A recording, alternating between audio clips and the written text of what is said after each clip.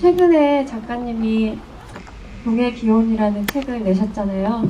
그래서 바쁘신 와중에 작가님이 실제로 이 산티아고 순례길을 직접 걸으신 경험이 있어서 그것이 인연이 되어서 이렇게 오늘 자리에 오시게 되었습니다. 저 너무 반갑고 기쁘고요. 저는 작가님 책을 좋아하는 팬으로서 일단 관객분들께 첫 인사 부탁드립니다. 예. 인사말하기가 제일 어렵더라고요. 여러분 반갑습니다. 일단 영화 전 너무너무 좀 감동적으로 봤어요. 옛날 생각 많이 났고요. 제가 2014년 초에 겨울에 이 프랑스 길, 야고보 길이 프랑스 길이거든요. 이 길을 걸었었어요.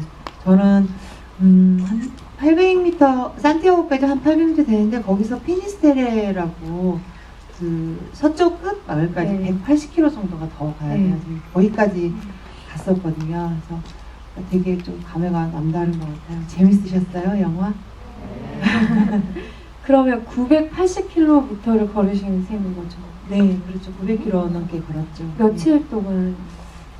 토탈 합하면은 순수하게 걸은 기간은 34일 정도 걸었고요. 하루에 한 30-40km씩 걸었던 것 같아요. 아, 정말요? 철인이실 것 같아요. 왜냐면 저도 누구나 한 번씩 꿈꾸셨을 것 같아요. 저도 예전에 혼자 막 계획을 세워본 적이 있거든요. 근데 저는 하루에 막 많이 걸어야 20km 걸을 수 있지 않을까로 계산을 하다 보니까 막 한 달이 훌쩍 넘어가 버리더라고요. 예. 네, 제가 너무 얕게 잡았나요? 저는 하루에 50km를 걸었던 날도 있어요. 그 길을 잃어버렸었는데요. 여기 영화에서는 안 나오는데 산길에서 그 스페인 바바리맨을 만났어요. 그래가지고 올라 이렇게 인사하죠. 그래서 그 산길에서 이렇게 세 갈래 길에서 그 바바리맨이 서 있었는데 처음에는 바바리맨인 줄 모르고 이렇게 그 노란 화살표가 이 방향인지 이 방향인지 보려고 이렇게 들여다보고 올라가길래 올라 했더니 그냥 바로 저한테 다른 거 방망이로 인사를 하더라고요. 근데 그 스페인 바바리맨은 좀 특이한 게 뭐냐면 우리나라는 이 바바리맨이라고 바바리 입는다 그러면은 이 스페인 바바리맨은 바르셀로나 그 FC 바르셀로나 축구 유니폼을 입고 있더라고요. 그 바바리맨을 피해가지고 산길에서 화살표 방향도 보지 않고 막 도망을 갔다가 완전히 들판에 떨어졌는데 스페인이라는 나라가 얼마나 넓은지 가도 집도 안 나오고 분명히 도로인데 차가 한 대도 안 오는 거예요. 그래서 그날 막 밤 9시쯤 겨우 화살표를 찾아가지고 그 호텔에를 들어가고 보니까 한 50km 정도 걸은 것 같더라고요. 사실은 지금이야 이렇게 웃으면서 말할 수 있지만 너무 혼비백산했을 것 같아요. 게다가 혼자 계셨던 거잖아요. 그렇죠? 예. 그리고 차를 이렇게 얻어타지를 못해가지고 끝까지 혼자 50km 걷고 보니까 다리가 이렇게 움직여지질 않더라고요. 더는 못 가고 길에서 자게 생겼는데 제가 갔을 때는 완전히 겨울이어가지고 눈보라치고 스페인은 참 이상한 나라예요. 겨울에 장사를 안 해요. 호텔들이 다 문을 닫고 저는 사실 알베르게에서 한 번도 자질 않았어요. 이제 금방 그 주인공 한스처럼 혼자 있고 싶어서 이번 소설 구상을 거기에서 산티아고에서 했었거든요. 순례길에서. 그래서 그냥 호텔 아니면 뭐 여인숙, 뭐 펜션이라고 하거든요. 그런 거 찾아다니면서 혼자 잤어요. 그러다 보니까 일행이 없었어요. 끝날 때까지. 그래가지고 되게 무서웠어요. 그 겨울용 이렇게 침낭이 이 속에 들어있었거든요. 배낭 속에. 그런데도 이 들판에서 눈보라 맞으면서 자는 게 아닌가 되게 무서웠었어요. 날씨가 굉장히 이상해요. 그 스페인이라는 나라가 또. 그래갖고 금방 막 우박이 쏟아졌다, 눈이 왔다, 막 비가 내렸다 그래가지고 난 되게 날씨 때문에 무서웠어요. 사실 바바리맨은 그렇게 무섭지 않았던 것 같아요. 저보다 체구가 작았거든요. 날씨가 그렇게 괴팍해서 변덕을 부리고 괴팍해서 신을 만날 수 있는 길인가 봐요. 저는 아까 그 한스가 울잖아요. 길에서 그거 볼 때 제가 눈물이 막 글썽글썽했거든요.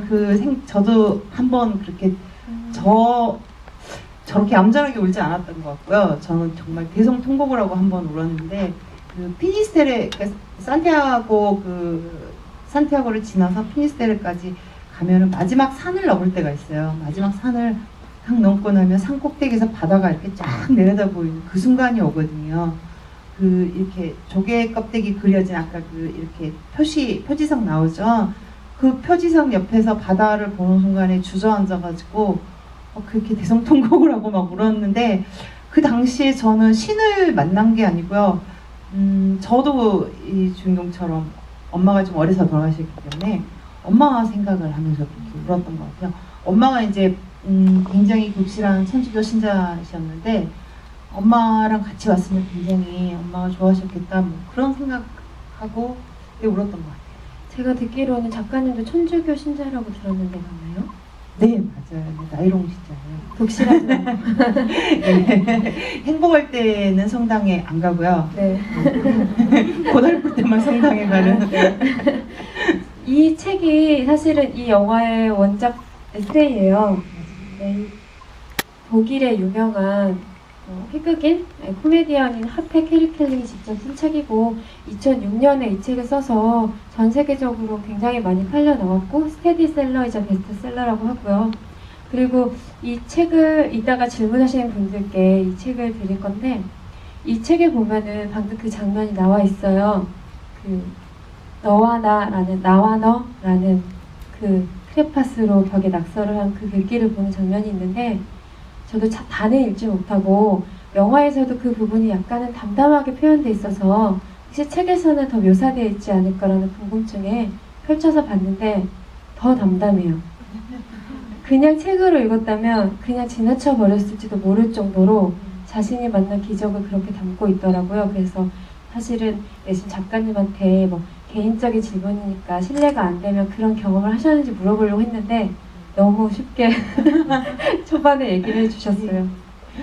이 영화적으로는 어떻게 보셨어요? 그냥 이 영화만 놓고 봤을 때는? 저는 영화가 되게 담담하면서도요 세련됐다는 느낌이 들었어요. 저는 좀 걱정했거든요. 대체 이 에세이를 가지고 어떻게 영화를 만들었을까 되게 걱정했는데 한순간도 지루함 없이 되게 세련된 영화라는 느낌이 들었어요. 저가 사실은 산티아고 프랑스 길을 가게 된 거는 산티아고 길이 여러 개가 있어요. 북쪽 길도 있고 포르투갈 길도 있고 근데 이 프랑스 길을 가게 된 건 이 책을 읽고 가게 된 거거든요. 아 그래요? 예, 엄청난 인연이 있네요. 네. 네, 있어요. 그렇구나. 그거는 몰랐네요. 네. 그러면 책을 보고 나서 느낌과 사실 이 영화에서 느낌이 방금 이 책을 어떻게 표현했을까 걱정이 됐다고 하셨는데 담백해서 좋았다. 그리고 머릿속으로 상상했던 어떤 이미지들이 영화에서 직접 보셨을 때 어떠셨어요? 좀 갔다 오셨으니까. 이 평면에서 제가 그 안쪽 풍경 안으로 걸어 다니고 있을 때는 보지 못했던 거를 영화로 이렇게 위에서 내려다보는 장면도 조망하는 것도 많이 나오고 그러니까 되게 낯서네요. 예, 그때는 내가 분명히 아까 울타리에 십자가 이렇게 매달려 있는 그 길도 걸어가면서 그 십자가들을 하나하나 이렇게 만지고 갔던 기억이 나거든요.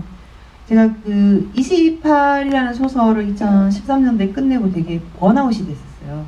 그래가지고 슬럼프에서 탈출을 하려고 히말라야를 갔었거든요. 히말라야 갔다 와서 바로 얼마 후에 또 산티아고를 갔어요. 히말라야 정주를 하고 와가지고 굉장히 절실했었어요. 그러니까 내가 이 슬럼프에서 탈출해가지고 새 신작을 써야 한다는 그게 되게 절실해서 산티아고를 갔었는데 가면서 그런 십자가를 만지고 가고 또 길에서 그 돌탑 있잖아요. 인간들이 하는 짓은 세상 어디를 가나 다 똑같아요. 히말라야 산꼭대기를 가도요. 히말라야에 가면 제가 안나푸르나를 이렇게 종주를 했는데 5,460m 꼭대기에 저 돌탑이 있어요. 근데 산티아고로 가니까 또 저 돌탑이 마을마다 있는 거예요. 사람들이 지나가면서 다 자기 소원을 이렇게 빌면서 그 돌을 하나씩 놓고 가고 그래서 그런 돌탑들이 있고 근데 그거를 영화로 보니까 되게 낯설면서 아무튼 좀 묘한 기분이네요. 작가님도 저기에다가 네. 하나 얹으셨어요? 네. 예, 소설을 좀 쓰게 해달라고. 네. 근데 뭐 그렇게 진지한 기분은 아니었었어요. 사실 우리가 어디 가서 이렇게 이게 뭐 행운의 부적 하면 부적을 사는 기분으로 네. 그때는 그랬었어요.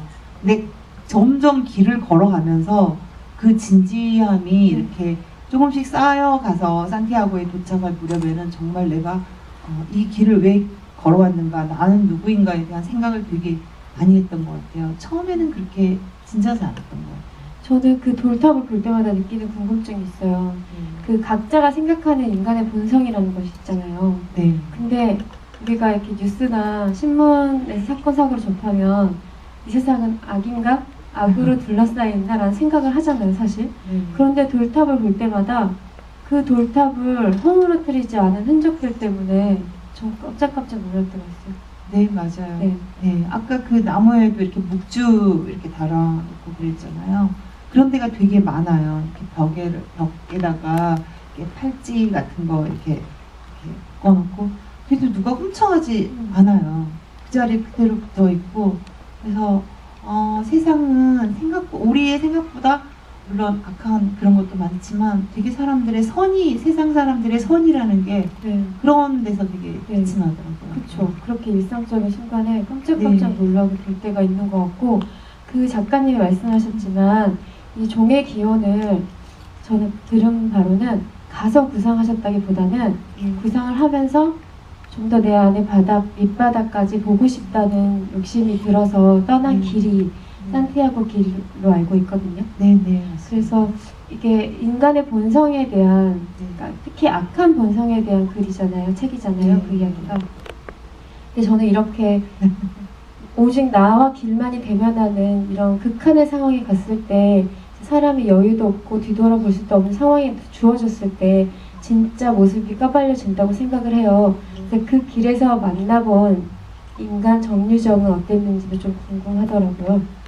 예, 저는 히말라야에 가서도 그런 저를 만났었는데, 산티아고에 가니까 조금 더 저는 성숙한 저를 만났었어요. 히말라야에서는 이제 금방 이 영화에서 주인공이 어린 시절을 보잖아요. 저는 네. 사실 그거는 히말라야에서 저 자신을 굉장히 많이 돌아보고 어린 시절에 제가 되게 많이 나타났었어요. 막 그 소녀들이 나마스테 하고 지나가면 저 어린 시절이 생각나고 막 그래. 제가 시골 출신이거든요. 산에서 그렇게 막 뛰어놀면서 자랐기 때문에 그런 걸 많이 느꼈는데, 산티아고에 가서는 되게 어른으로서 그 길을 걸었던 것 같아요. 이제는 누구에게도 내가 징징거려서는 안 되는 내 인생의 고통이라든가 내가 책임져야 할 부분들은 내가 책임질 수 있는 그런 어른으로서 산티아고 길을 되게 걸으려고 노력을 많이 했었고, 또 저 자신을 그렇게 많이 들여다봤는데요. 인간의 본성 속에서 점점 이렇게 배어 올라오는 게 뭐냐면은, 제가 상처를 굉장히 많이 받는 사람이에요. 어린 시절부터 이 상처들이 많이 쌓여서 어른이 되면서 되게 이렇게 딱지처럼 딱딱해져 있던 그런 것들이 이렇게 몸이 고되고, 그런 날에는 유별나게 호텔에 들어가면 막 그 옛날에 나를 멸시했다든가 나를 무시했다든가 누군가에게 내가 화가 났던 사람이라든가 이런 사람들이 막 생각나고, 그때 나도 그 사람한테 쏘아붙여 줄 걸, 한 대 때려 줄 걸, 그런 생각들이 날이면 날마다 나는 거예요. 그래서 저는 이 신을 만나러 왔다가 마귀를 만난 줄 알았어요. 그리고 그게 제가 피니스테리에서 막 다 터져서 울었다는 게 그런 점도 좀 있어요. 그런 것들이 그날 다 이렇게 막 한꺼번에 이렇게 뭐가 이렇게 폭죽이 터지듯이 그런 것들이 막 터져가지고 부글부글 끓던 감정들이 이렇게 마지막 날 그 피니스테레 바다를 앞에 두고 이렇게 터졌던 것 같아요. 그래서 그 산티아고 길에서는 되게 저 자신의 어떤 이루지 못한 욕망이라든가 부끄러운 것들, 그런 것들을 좀 많이 느꼈던 것 같아요. 그렇게 들어보니까 어떤 길을 걷고 떠난다는 게 확실히 치유의 개념이 있긴 있네요. 예, 네. 저는 사실 인간이 이렇게 상처라는 게 치유된다 그런 생각을 안 해봤었거든요. 그게 뭐 치유되는 건가, 이게 잊고 사는 거고 넘어가는 거지, 이렇게 생각을 했는데, 갔다 온 후에, 그러니까 그 산티아고를 갔다 온 후에 뭐가 생겼냐면 조금 여유가 생긴 것 같아요. 예전 같으면 제가 되게 예민해가지고 누가 뭐라 그러면 이렇게 툭 치면 나도 툭 치고 싶은 마음이 이랬거든요. 근데 지금은 조금 더 그거보다는 한 발 더 여유가 생겨서 쟤가 나한테 왜 저러지? 하고 살필 수 있는 그런 여유가 좀 생긴 것 같더라고요. 저는 그게 어른이 된 거라고 생각을 해요. 좀 성숙해진 거라고. 제가 그 영화에서 여러분들도 보셨겠지만 이 영화가 되게 재밌어요. 되게 지루할 것 같은데 재밌잖아요. 그것이 과거의 사건들이 적재적소에 이렇게 배치되어 있어서인 것 같거든요. 근데 주목하실 점이 과거의 사건들이 대체로 비슷한 시기에 어린 시절의 일들이잖아요. 그리고 저는 좀 이 영화가 재미있었던 게 아마 작가가 가짜로 지어낸 이야기였다면은 상처받았던 부분만 더 부각되어 있을 것 같은데 오히려 이 영화에서는 이게 실제로 쓴 감정을 실제로 쏟아낸 거기 때문에 그 엄마를 잃었던 상실감과 상처와 동시에 너무나 좋은 할머니, 자신을 지탱해줬던 할머니의 일화가 같이 가고 있어서 되게 편안하게 좀 다가왔던 것 같고, 그리고 그 벽에 써있는 나와 너라는 문구를 보고 돌아봤을 때 그 또래의 소년이 있었던 것도 그것이 뭐 환상인지 실제로 본 건지 모르겠지만 자기 자신과 대면한 듯한 만남, 그것 때문에 치유를 받고 눈물을 흘린 게 아닌가라는 생각을 했어요.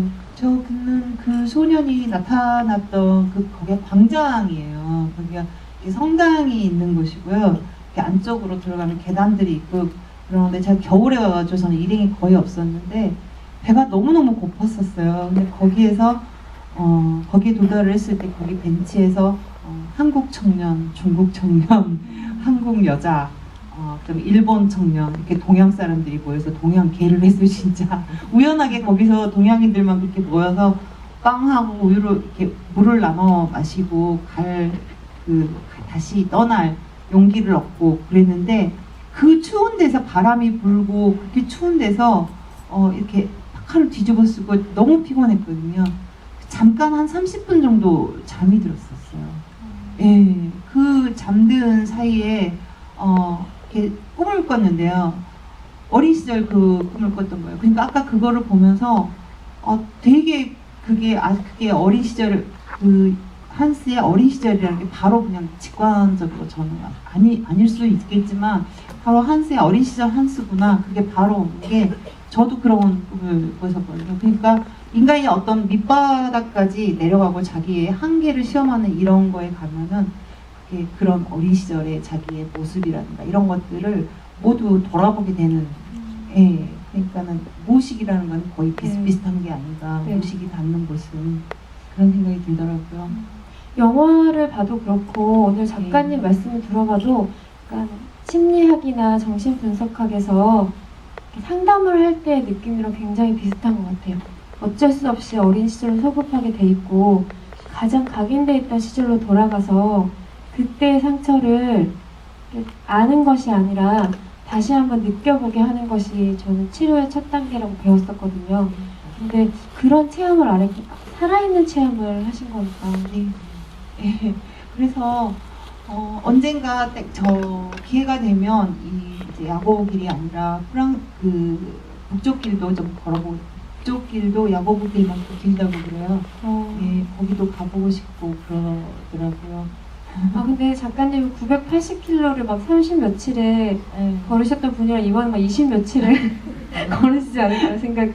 그러니까 그때 왜 그렇게 걷게 됐냐면요. 아까 말씀드린 대로 제가 이렇게 무슨 이렇게 힘이 남아들어서 그렇게 걸은 게 아니고요. 겨울이어가지고 스페인 사람들이 다 문을 닫아요. 식당도 문을 닫고 호텔도 문을 닫고 이러기 때문에 문을 연 호텔이 있는 마을까지 가야 되는 거예요. 그러니까 반 강제로 하루에 30-40km씩을 걷는 거예요. 이 마을에 눈비 맞고 도착을 했는데 호텔이 한 군데도 문을 안 열면 그 다음 마을까지 가야 되는 거죠. 근데 한 번은 어느 마을에로 도착을 해가지고 호텔을 가서 문을 두들겼는데 거의 해가 졌어요. 거기는 해가 지면 되게 무서워요. 이렇게 사람이 없기 때문에 차도 없고. 근데 호텔 문을 안 연다는 거예요. 그러니까 정말 눈물이 나더라고요. 기가 막혀가지고. 그래서 어떻게 해야 되느냐. 다음 마을까지 얼마나 되느냐. 4km가 남았대는데 그 하루 종일 걸어왔는데 그렇게 추운데 비까지 오는데 4km를 걸어갈 이 엄두가 안 나는 거예요. 그래서 어떻게 해야 되지 하고 그 울상을 하고 서 있으니까는 그 호텔 주인이 문 닫은 호텔 주인이 자기 차에 타라고 그러더라고요. 자기가 데려다 주겠다고. 그래서 자기 차에 저를 태워가지고 다음 마을까지 데려다 준 거예요. 다음 마을 그 호텔 문 연 걸 보고 들어가라고 그러더라고요. 근데 제가 이 천주교 신자면서도 또 온갖 부적들을 굉장히 좋아해요. 그래가지고 이 손에다가 이 여기에다가 그 실크로 된 함싸 팔찌라 그래가지고 손가락 5개 이렇게 돼 있는 팔찌 있어요. 그 뭐 이렇게 아군을 막아주는 팔찌. 그게 이제 그 손 5개 된 팔찌를 이렇게 손에 차고 있었는데 그거를 제가 이제 선물로 주고 내렸던 기억이 있어요. 그래서 덜덜덜덜 떨면서 비 다 맞았잖아요. 거기를 들어가가지고 그러니까 일본인 친구, 한국 친구, 중국 친구를 만난 데가 이제 처음으로 만난 데가 거기인 거예요. 근데 일본 친구는 거기 그렇게 많은 사람들이 모인 데서도 확실하게 일본인이에요. 너무나 조용해요. 조용하게 말 한마디 없이 드나드는지 뭐 오는지 가는지도 모르게 그렇게 남자하더라고요. 저는 그 날짜를 계절을 딱 골라서 일부러 가신 게 아니잖아요. 예. 그때 꼭 가야만 해서 가신 거잖아요. 그쵸? 네네, 네, 그렇죠. 그렇게 추울 때. 예. 그래서 본의 아니게 또 혹사 당하는 예. 경험을 하신 게 이 책을 내는데 도움이 되신 거 아닌가요? 예, 아무래도 예, 그 극단의 경험을 하다 보니까 예, 이 책을 쓸 때에도 그런 묘사를 하는 데 있어서 심정적으로 한계에 부딪혔을 때 네. 어떤 느낌이 나는지 예, 그런 데 있어서 좀 많이 보탬이 됐죠. 그것도 신의 뜻이 아닐까 그런 생각도 들고요. 예. 여기서 한스가 그러잖아요. 처음에 너무 발이 아프니까 발이 아프다라는 표현만 수백 가지를 쓸 수 있을 것 같다고. 근데 실제로 어떠셨어요? 저는요, 그 히말라야를 갔다 온 지 얼마 안 됐기 때문에 좀 물집 생겼었잖아요. 근데 저는 물집이 한 번도 안 생겼어요. 히말라야 갔을 때도 물집이 안 생겼거든요. 그 이유가 있어요. 제가 가르쳐 드릴게요. 팁을요. 가실 분을. 적어야겠어요. 네.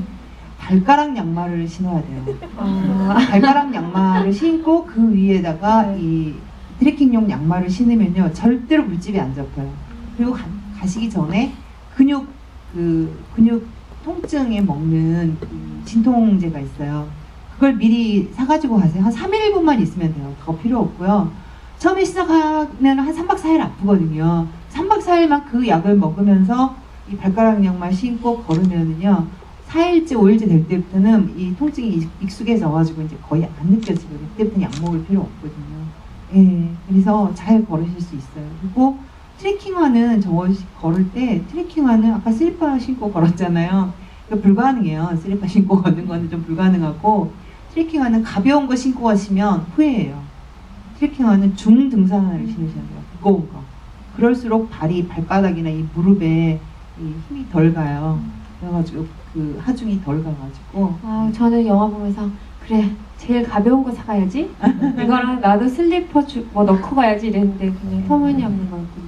예, 무거운 걸 신으셔야 돼요.